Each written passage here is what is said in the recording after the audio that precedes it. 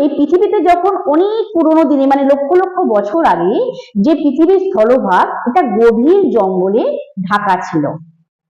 Africa মহাদেশের পূর্ব দিকেও এইরকমই ঘন জঙ্গলে ঢাকা ছিল। সেই জঙ্গলে মানে বিভিন্ন গাছের মধ্যে বড় বড় ভয়ানক ভয়ানক প্রাণী থাকতো। আর কি থাকতো? গাছে গাছে বিভিন্ন পাখি, বানর ইত্যাদিও থাকতো। এইরকমই একটা শ্রেণীর বানর, গাছে গাছে বড় ধরনের বানর গাছে গাছে ঘুরে বেড়াতো। এদের কিন্তু কোনো লেজ ছিল না, এদেরকে বলা হতো এপ। কিন্তু আস্তে আস্তে আবহাওয়া পরিবর্তনের সঙ্গে সঙ্গে এই জঙ্গলে গাছপালা কমতে থাকে। তখন এপরা তো ভয় পেয়ে যায়। কেন? কারণ তাহলে তারা কিভাবে গাছে গাছে ঘুরে বেড়াবে, তাহলে তারা কিভাবে গাছের ফলমূল খাবে? সেই জন্য এই এপদের একটা দল গভীর জঙ্গলের খোঁজে বেরিয়ে পড়লো।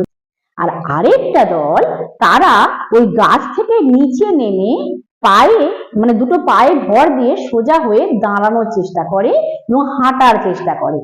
এই যে তারা গাছ থেকে নেমে সোজা হয়ে দাঁড়ানোর চেষ্টা করে, তার মাধ্যমে কিন্তু এই এপদের থেকে মানুষের পরিবার বা হোমিনিডদের সৃষ্টি হয় বা বদল ঘটতে থাকে।